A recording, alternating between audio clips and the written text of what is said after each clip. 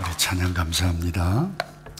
우리 신년 들어서 참된 복을 누리려면 첫 번째 하나님을 존중하라. 그 다음에 둘째 주에 하나님을 기억하라. 그리고 오늘 이어서 하나님을 앞서지 말라. 한번 따라서 할까요? 하나님을 앞서지 말라. 여러분 산책을 하다 보면 주로 이 키위들이 개를 많이 데리고 나와요. 가끔 보면 재미있는 장면을 봐요. 주인 줄에 묶여 있는데 주인 앞서가려고 조그마한 개가 헥헥헥 막 걸으면서 가요. 주인이 줄을 풀면 자유하겠는데 줄이 묶여 있기 때문에 헉거리는 모습들을 가끔 보아서 제가 재미가 있어서 그 모습을 보고 주인에게 헬로우 하면 그 주인도 멋쩍게 이렇게 인사를 나누기도 하는데요. 여러분, 우리가 주인이신 하나님을 앞서 행해 가다 보면 목에 줄이 묶여 있는 개처럼 그렇게 고통스러워하면서 살아갈 수가 있습니다. 여러분, 어떻게 보면 야곱이 이와 같은 경우라고 볼 수 있죠. 가만히 주인이신 하나님과 함께 가면 큰 자가 작은 자를 섬기리라. 이 약속의 말씀이 그대로 이루어질 텐데, 이삭이 나이가 들어서 눈이 어두워 이렇게 형 에서를 먼저 불러다가 너 사냥해가지고 음식을 가져오면 내가 복을 빌어줄게, 이것을 엿들었던 리브가가 야곱을 부릅니다. 그리고는 눈먼 아버지를 속여서 결국 먼저 축복 기도를 가로채죠.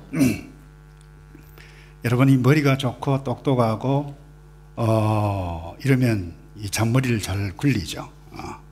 그래서 하나님을 믿는 성도이면서도 불구하고 가만히 있다가는 내가 손해를 보겠다, 이와 같은 생각이 딱 들면 자기 머리를 굴립니다. 저는 이 머리를 잔머리라 이렇게 표현을 하기를 좋아하는데, 결국 하나님의 계획, 하나님의 뜻보다 자기 계획에 앞서서, 다시 말해서 하나님의 뜻을 앞서다 보니까 무리수를 두게 됩니다. 그 어떤 이유를 막론하고 다른 사람을 속이는 것, 그건 하나님의 뜻이 아니에요. 무리수예요. 하나님을 앞서가는 거예요.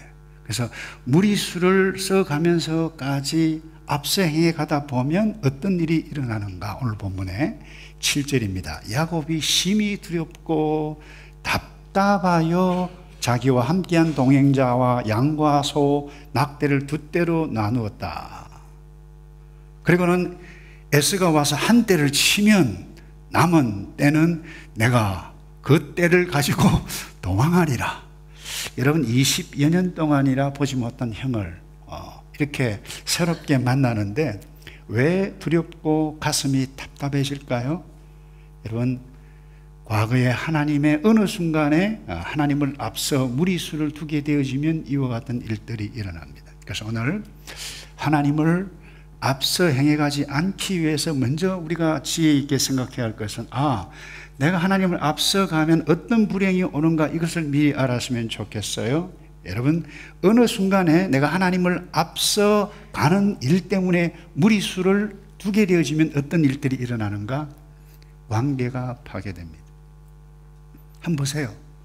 형, 나 야곱이야 하며 달려 쫓아가면서 얼싸안고 부비면서 엉엉 울음을, 기쁨의 재해의 눈물을 하는 것이 지극히 정상인데 왜 여러분 두려워하고 마음이, 가슴이 답답해야만 했습니까? 관계가 파괴되어졌다라고 하는 부분입니다. 이것은 고통입니다. 여러분, 구원이라고 하는 것은 이런 고통 가운데서 건짐을 받고 회복되고 치유되는 것, 이게 구원입니다. 성경의 핵심 주제는 구원입니다. 죄 때문에 하나님과 우리 사이, 나 사이에 파괴된 이 관계, 고통하는 이것 가운데 고통을 겪는 것을 예수 그리스도 안에서 회복되어지는 그것이 뭐예요? 구원이에요. 여러분, 우리가 구약을 읽을 때 반드시 예수 그리스도 안에서 구원 얻은 백성이 바라보아야 할 사건이다. 이것을 조금 어려운 말로 구속사적인 입장으로 성경을 구약의 그 어떤 사건이든지 해석을 하는 것이 왜인가 하면 예수 그리스도 안에서 구원이 이루어졌고 완성되어졌기 때문에 그렇습니다. 그래서 이 어제의 단순한 이 야곱 형 갈등의 하나의 인간적인 스토리가 아니라 구원받은 저와 여러분에게 앞서 나가면 이미 구원받은 하나님의 언약의 백성임에도 불구하고 어떤 일이 일어나는지 이와 같은 관점으로 바라보아야만 한다는 것입니다.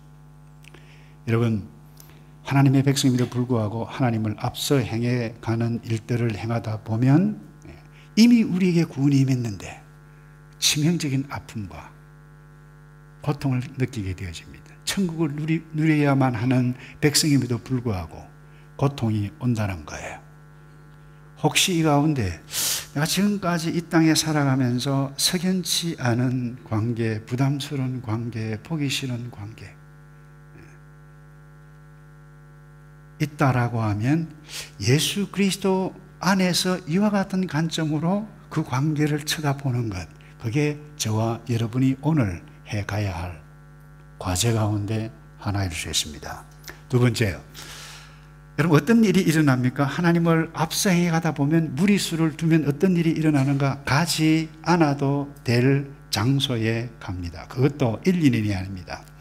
약 20여 년 동안이나 고향 땅 엄마 아빠 품을 떠나서 밧단 아람 그리고 화란과 동일한 말인데 갑니다. 거기에서 고생을 합니다. 그야말로 종노릇을 합니다. 쏘김 당하기도 합니다. 상처를 받기도 합니다. 여러분, 사실 이 고생할 필요 없거든요. 왜 이렇게 했어요? 무리수도 없기 때문에, 하나님 앞서갔기 때문에. 그래서 여러분, 하나님을 앞서가다가 무리수를 두게 되어지면 감옥 같은 하란, 감옥 같은 밧단 아람에 가서 지낼 수 있습니다. 먼 곳에 유해 갈 수도 있어요. 감옥에 들어갈 수도 있어요. 흥미있는 것은 오늘 젊은이들이 부모 잔소리들이 듣기 싫고 가족들이 싫어서 고의로 멀리 딴 나라 가서 직장을 구하는 경우도 가끔 보았어요.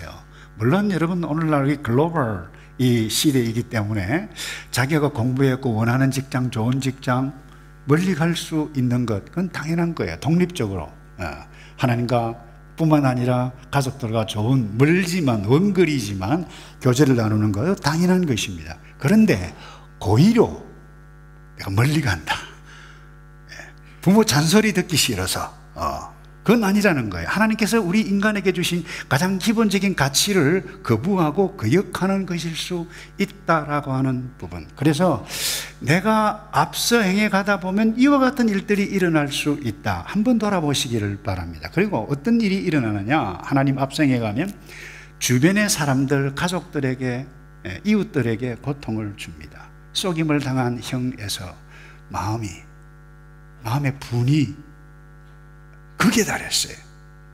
분노가 격하고 마음의 고통을 당합니다. 그리고는 창세기 27장 41절에 이런 표현을 하게 되어집니다. 그의 아버지가 야곱에게 축복한 그 축복으로 말미암아 에서가 야곱을 미워하여 심중에 이르기를, 아버지가 곡할 때가 가까워서 이제 아버지가 죽을 때가 다 됐는데 내가 내 아우 야곱을 죽이리라. 여러분, 얼마나 괴로웠으면, 분노가 거기에 달했으면 저놈 내가 죽이고 말 거야. 이거 처참한 고통 아니에요? 고통이 여기에 끝나지 않습니다.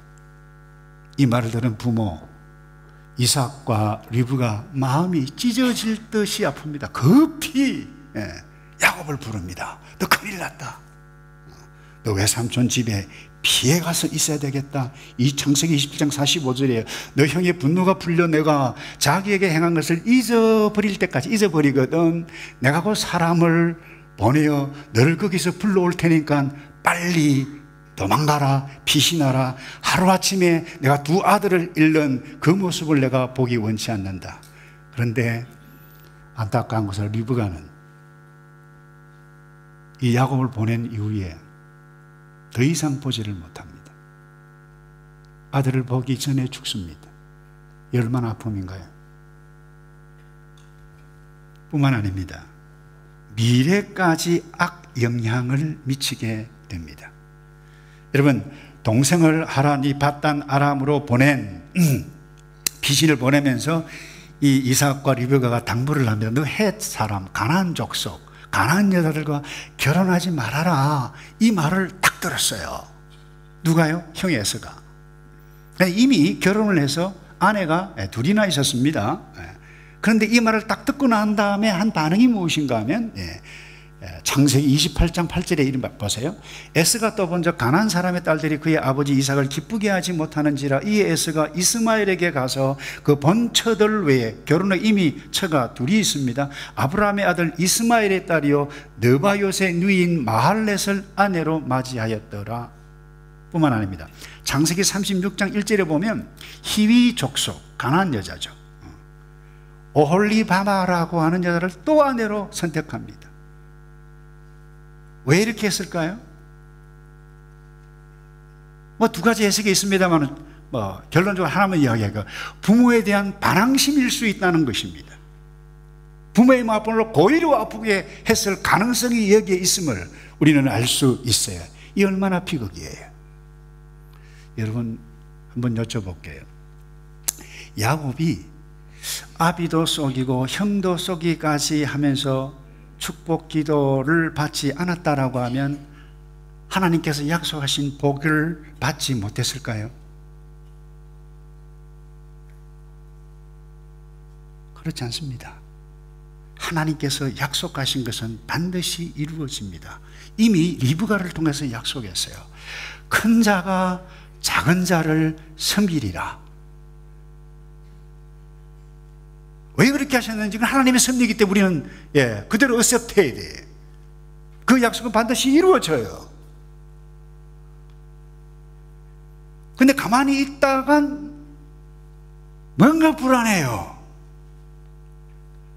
그래서 인위적인 술수를 쓴 거예요.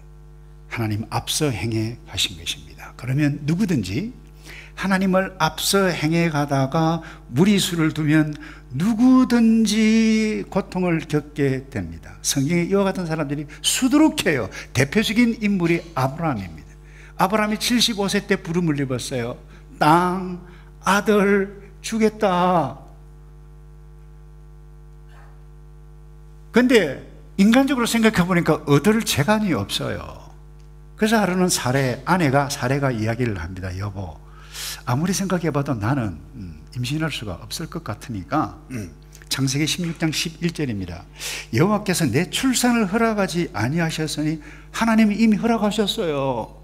그런데 아내가 허락하지 아니하셨다고 이야기해요. 그러니까 내 여종 하갈을 통해서 아기를 놓으시오. 이게 하나님의 뜻일 것이요. 뭐예요? 잔머리 걸린 것이죠. 아브라함이 아내 말을 듣고 따릅니다. 잔머리 걸린 것이죠. 앞서 행해 가신 것이죠. 하나님을 앞서간 일입니다. 이 때문에 어떤 일이 일어납니까? 첫 번째, 가정의 불화가 일어납니다. 주인 아들 얻었다고 못되게 굴었던 하갈 때문에 이 아내 사라가 고통을 당합니다. 내어 쫓김을 당합니다.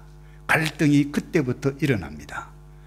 여러분, 어느 때까지 일어납니까? 지금 포스트 모던 2019년 지금까지 여러분 이스마엘 그리고 이스라엘 갈등이 지금까지 있게 되어지는 것입니다. 우리가 인위적으로 뭔가 하나님을 앞서 행해가면 되는 것 같은데 엄청난 고통, 미래까지 지금까지 고통을 당하게 됩니다. 다시 한번 여쭤볼게요. 아브라함과 사라가 인위적으로 시도하지 않았다라고 하면 하나님의 약속이 이루어지지 않습니까? 아니에요. 때가 되니까 이삭을 주셨어요.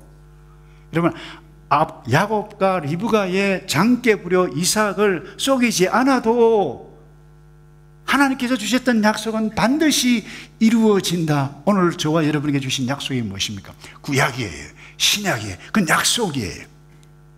주 예수를 믿어라. 그리하면 너와 내 집이 구원을 얻으리라. 지금까지 구하지 아니했으나 내 이름으로 구하라. 예수 그리스도 안에서 구원 얻은 백성은 이것을 믿고 기도하고 하나님의 뜻을 쫓아 기다리면 구원이 날아가지 않아요. 내가 너희를 택했는데 근데 잔머리 굴려서 이러다가 우리 집 망하겠다, 예수 믿는 거 포기해요, 기도하지 않아요. 여러분, 하나님의 약속은 어제나 오늘이나 주님 오실 그때까지 유효해가고 새하늘과 새 땅이 반드시 저와 여러분에게 도래할 것을 믿으시기를 바랍니다. 그래서 올 한 해, 아니 남은 생에 하나님의 뜻을 앞서 행해가는 그런 실수를 더 이상 하지 않는 저와 여러분 되기를 주님의 이름으로 축복합니다. 그럼 두 번째로 우리가 이 하나님을 어떻게 하면 하나님을 앞서가지 않을 수 있을까, 이 지혜를 좀 함께 간단하게 나누고 말씀을 정리하기 원하는데요. 여러분, 그 어떤 아주 이 빅 이슈, 이 결정적인 어떤 일들 딱 내 앞에 섰을 때에 행동 옮기기 전에 이것이 하나님의 뜻인가, 하나님께서 기뻐하시는가, 적어도 하나님의 백성이면 한 번쯤 생각해 봐야 돼. 내가 이 행동을 하면 어떤 일이 그 위에 오지 한 번쯤은 생각해 봐야 될 겁니다. 근데 우리는 뭐예요? 어떤 일이 딱 나타나면 그 상황에 민감해요. 이 리브가가 딱 보니까 이삭이 에서를 불러가지고 너 사냥 가서 별미를 만들어주면 복 줄게, 이 말을 딱 듣는 순간 리브가가 갈등했어요. 뭐예요? 큰 자가 작은 자를 섬기리라, 하나님의 말씀이 기억날 것은 분명했을 것입니다. 근데 이거 잘못하면 하나님의 뜻이 이상하게 되겠다, 뜻대로 되지 않겠다, 뭐 했어요? 염려했어요. 그러니까 머리를 굴린 거예요. 야곱을 불렀어요. 내가 이 별미를 만들어 줄 테니까 너 빨리 너가 가서 복을 받아야 돼. 여러분, 미리 일어나지 않을 결과 걱정하지 않아야 됩니다. 그것 나의 수준에서 생각하다 보면 염려가 됩니다. 여러분, 돌아가신 지 오래된 아주 귀한 경건한 목사님이, 이 오스왈 챔버스라고 하는 목사님이 계세요. 이분이 이런 글을 적었어요. 미리 걱정하여 내가 알아서 하는 것은 하나님 앞에 무례하고 부적절한 것이다. 여러분, 우리가 알아서 해야 하는 것, 우리가 이성이 있고 하나님께 성령 하나님께 지혜 주신 거 알아서 행해 가야 돼요.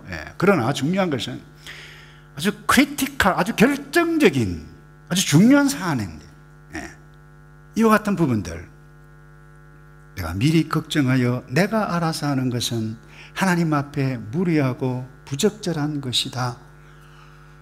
여러분, 무엇이 가만히 있으면 손해볼 것 같고 안 될 것 같고 큰일 날 것 같고 다른 자녀들이 다 잘 될 것 같다라고 여기에 생각을 하고, 내 자녀가 잘 돼야 되고 내가 원하는 것을 얻어야 되는데, 내가 사랑하는 야곱이 먼저 복을 받아야 되는데, 이것만 딱 집중하게 되어지면 결국 자기의 이적인 뜻을 이루기 위해서 무리수를 두게 되지는 것입니다.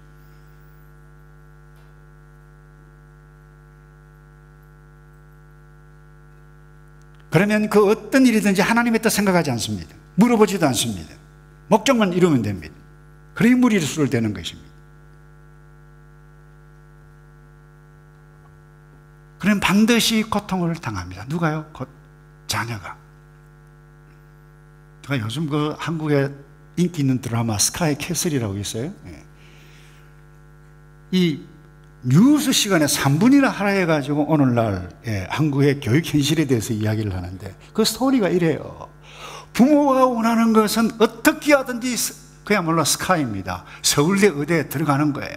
그게 목적이에요. 수단 방법 가리지 않아요. 부모들이 모이면 이거지 위해서 작전자예요. 엄청난 고액가해를, 코디네이터를 붙여서 결국 그러다 보니까 부모 원하는 대로 자녀를 이끌어가요. 그 결과가 어떻게 됩니까? 고통입니다. 자녀에게 고통입니다.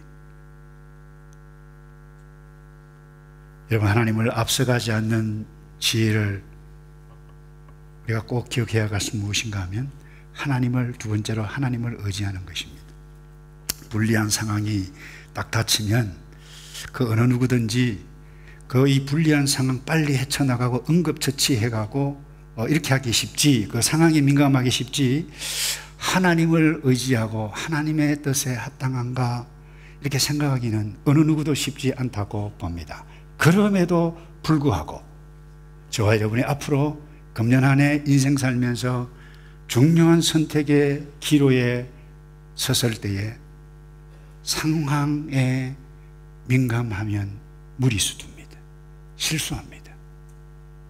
조금 이상한 표현으로 음모까지 꾸밀 수가 있습니다. 결국 불행하게 됩니다. 여러분, 시내산 위에서 모세가 십계명을 받기 위해서 한참 동안 내려오지 않자 밑에 아래에 있었던 이스라엘 백성들이 불안했어요. 야, 지도자가 보이지 않는다. 그리고 아론에게 사람들이, 백성들이 찾아가서 우리가 섬길 신을 만들어 달라. 그것도 조금 과한 표현으로 하면 벌떼처럼 막 달려가서 막 요구를 냈어요. 적어도 하나님을 의지하는 습관이 조금이라도 있었던 이 아론이었다라고 하면 한 번쯤 생각해 볼 텐데, 그 상황에 너무 급하다 보니까, 아니 상황에 밀려가다 보니까 만들어졌어요. 금송아지를. 어떤 일이 일어났나요? 하루에 레위인의 칼에 의해서 3,000명이나 죽는 피비린내 나는 비극을 현장에서 일어나고 말았습니다.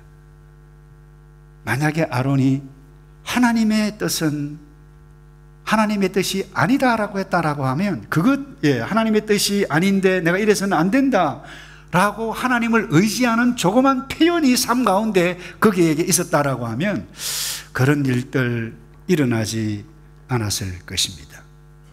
여러분, 이 야곱도 이 리브가가 속여 축복 기도를 먼저 받아내려고 제안했을 때에 그 순간 정말 하나님을 의지하기를 원했던 것이 조금이라도 있었다라고 하면, 어머니, 이건 아니잖아요. 꼭 이렇게까지 내가 형도 아닌데 화장하고 분장하고 속여야 되겠습니까? 반문했을 것입니다. 여러분, 하나님을 의지한다라고 하는 의미는 어떤 의미입니까? 내가 아무리 불리한 상황에서도 하나님의 뜻이 아니고 하나님께서 기뻐하시는 것이 아니라고 하면 기다리는 것입니다. 하나님의 방법이 아니면 실행하지 않는 것이면 대신 기다리며 기도하고 기도하면서 기다리는 것, 그게 뭐예요? 하나님을 의지하는 것입니다. 다행히 오늘 본문에 나타난, 세월이 지났어요, 이 야곱, 달라진 것이 있었습니다. 하나님을 의지하기 시작한 것을 보게 됩니다. 그럼에도 불구하고 사람이 쉽게 변하지 않습니다. 잔머리는 잘 굴려요. 이 야곱, 혹시나 싶어서 첫 번째 된 벌은 이 예물이 아니고 이건 뭐예요? 뇌물이라 가깝죠. 선물, 형줄 선물. 자기 재산 두 대로 딱 나누고 그것도 거리를 엄청나게 둡니다. 그래야 소식이 딱 오면 튀죠. 이와 같은 작전까지 딱 썼어요. 그럼에도 불구하고 달라진 것이 있습니다. 사람들을 다 보내고 나면 야곱이 홀로 남아서 하나님 앞에 기도했다라고 하는 것이 24절에 나타납니다. 야곱은 홀로 남았더니 어떤 사람이 날이 새도록 야곱과 씨름하다가 이 야곱이 기도합니다. 야복 강가에서 하나님께 간절히 기도합니다. 어떻게 기도합니까?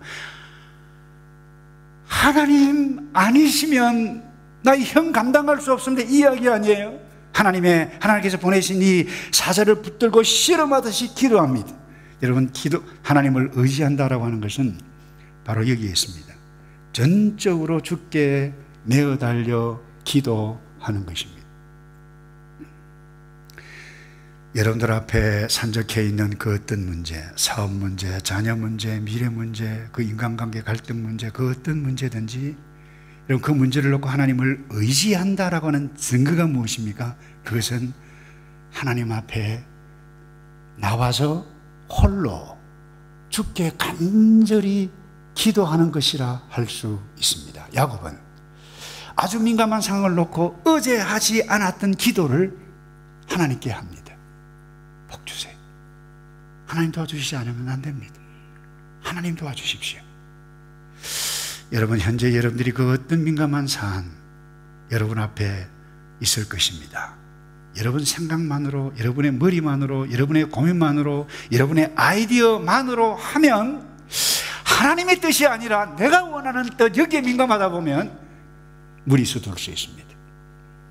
하나님, 거기에 상황에 집중하면 결코 하나님 의지하기 쉽지 않습니다.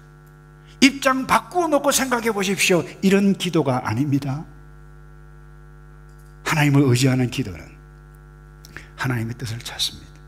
하나님께서 기뻐하시는 것입니까? 이것이.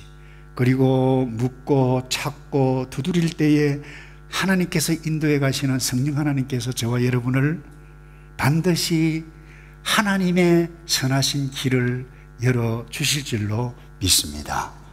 마지막으로요, 우리 어떻게 하나님 앞서 행해가지 않는가? 그 마지막 지혜는 하나님의 인도하심을 확신하는 것입니다. 하나님께서 나의 인생 반드시 선하게 인도해 가신다라고 하는 것을 믿는다라고 하는 부분입니다. 근데 흔히 사람들은 오늘 이 본문을 두고 말이죠, 이 야복 강가의 야곱의 기도, 모든 문제가 해결이 되어진다, 이런 가르침도 주기도 합니다. 틀린 것은 아닙니다만 우리가 거기에만 머물면 중요한 것을 놓칠 수가 있습니다. 그것이 무엇인가 하면 하나님의 인도하심이고 하나님께서 자기 백성들에게 베풀어 주시는 은혜를 놓치게 되어집니다. 저의 해석은 이렇습니다. 솔직히 인간적으로 야곱이 참 어쩔 수 없이 기도해야 하는 것, 기도할 수밖에 없는 것 맞지만 하나님께서 몰아가서 야곱이 기도하지 않으면 안 될 상황으로 몰아가신 분이 누구예요? 하나님이에요. 하나님의 인도하심 때문에 그가 여기에 서 있게 되어졌다라고 하는 것을 놓치면 곤란합니다. 여러분, 사실 야곱 스스로 가나안 땅에 가기를 원했다, 그것 아닙니다. 하나님께서 외삼촌 라반의 집에 있을 때에 하나님의 사자를 통해서 말씀해 주셨어요. 그게 창세기 31장 3절입니다. 여호와께서 야곱에게 이르시되 내 조상의 땅 내 족속에게로 돌아가라. 누가 말씀하셨어요?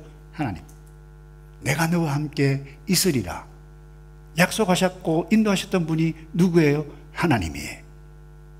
사실 이 말씀을 듣기 전까지만 하더라도 야곱 굳이 가나안 땅에 가는 길에 형님 만날 필요도 없어요. 부담스러운데 인간적으로 생각해 보면. 왜냐하면 결혼했죠. 오늘 본문 보세요. 이 재산이 얼마나 많은데요. 재산이 얼마나 많습니까? 자녀까지 있어요. 거기에서 행복하게 잘 먹고 잘 살았더라라고 그야말로 동화 속에 나오는 해피엔딩으로 끝낼 수 있어요. 약간 좀 찝찝한 면이 신앙적으로 차원에서 있긴 하지만, 근데 왜 갔습니까? 하나님의 인도하심이 거기에 있기 때문에 하나님께서 가라, 가나안 땅으로 하나님께서 인도해 주셨어요. 하나님의 인도하심이었어요.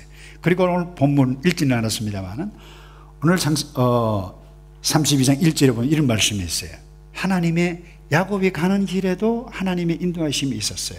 야곱이 길을 가는데 하나님의 사자들이 누구를 만났다고요? 그를 만난지라 그랬어요.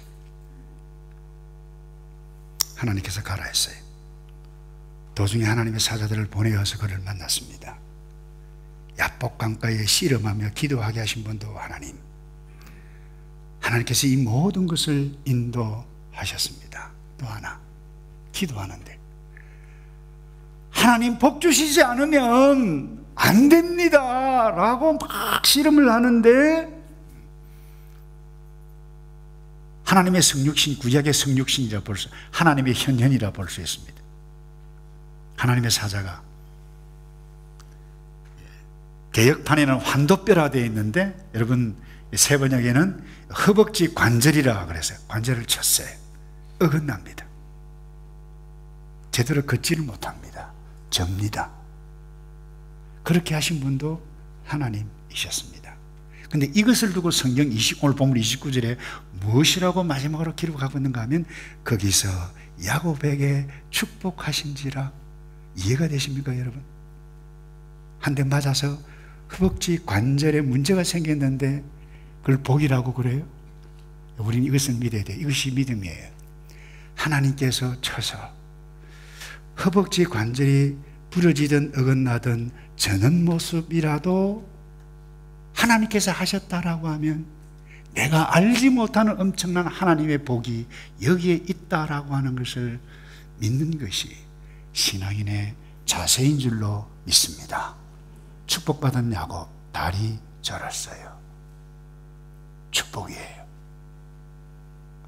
우리는 이해할 수 없어요. 근데 왜 축복인지 조금 있으면 알아요. 인간적으로라도.